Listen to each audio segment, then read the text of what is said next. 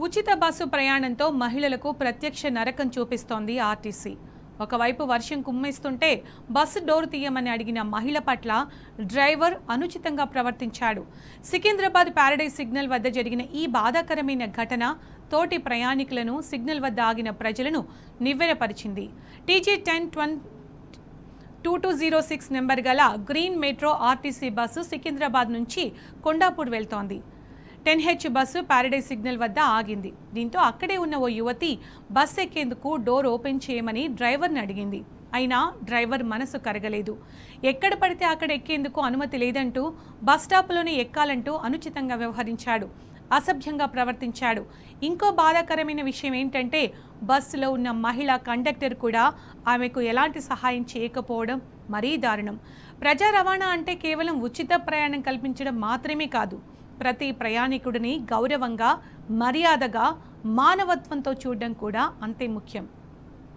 ముఖ్యంగా కింద మీద వాన పడుతుంటే కనీసం మానవత్వం లేకుండా ప్రవర్తించడంపై సర్వత్రా విమర్శలు వ్యక్తమవుతున్నాయి.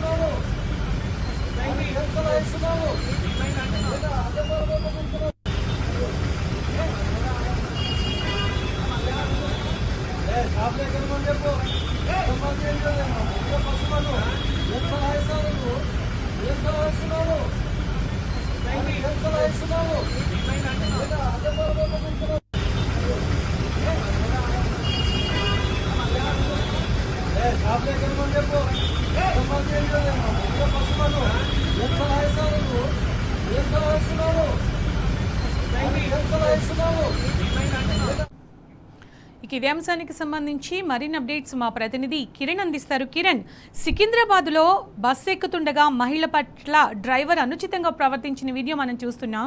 దీనికి సంబంధించిన అప్డేట్స్ ఏంటి కిరణ్? సునీత, ప్రధానంగా మహిళలు ఉదయాన్నే ఆఫీస్లోకి వెళ్లాలన్నా లేదంటే ఏదైనా పనులకు వెళ్లాలంటే వాళ్ళ కోసం చాలా తీవ్రంగా ఇబ్బందులు పడుతున్నటువంటి పరిస్థితి కనబడుతుంది. ఈ రోజు కూడా ఒక ఘటన చోటు చేసుకోవడంతో కొంత మహిళల పట్ల డ్రైవర్ల పనితీరు కూడా కొంత ప్రశ్నార్థకంగా మారింది. ఎందుకంటే ఉచిత బస్సు ప్రయాణం అమానవీయ ఘటన కూడా కొంత చోటు చేసుకుంది.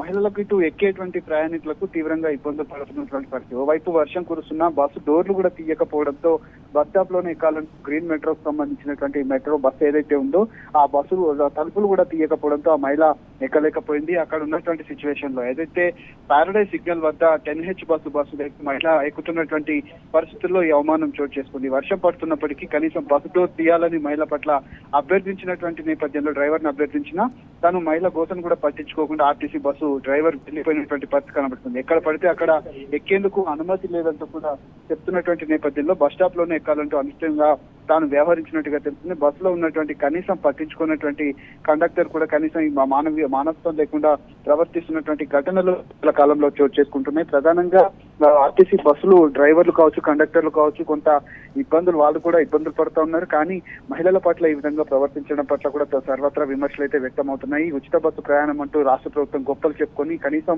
బస్సు సౌకర్యాలు పెంచకుండా ఉన్నటువంటి బస్సులను డ్రైవర్ ఎవరైనా మాట్లాడడం జరిగిందా? అతను ఏమంటున్నారు ఈ ఘటనకు సంబంధించి?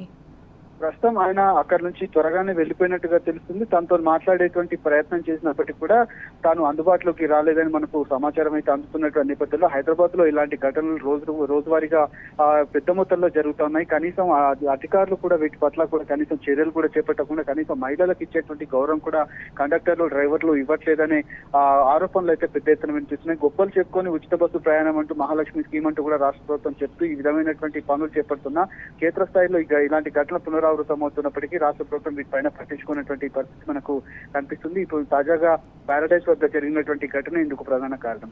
కిరణ్, ఈ ఒక్క ఘటనే కాదు, మహాలక్ష్మి కింద ఉచిత బస్సు కింద పెట్టిన ఏదైతే పథకం ఉందో దానివల్ల చాలా మంది మహిళలు అలాగే పురుషులు కూడా ఇబ్బందులు పడుతున్నామని గతంలో చాలా సంఘటనలు మనం చూసాం. బస్సులో కొట్టుకున్న దృశ్యాలు కూడా మనం చూసాం.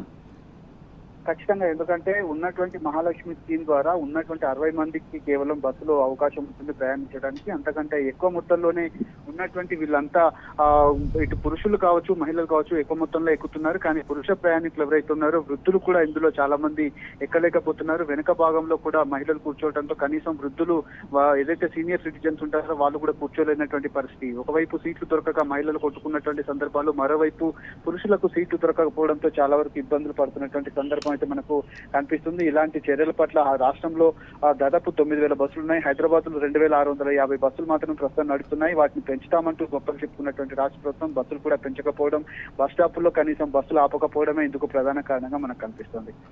Right, thank you Kiran.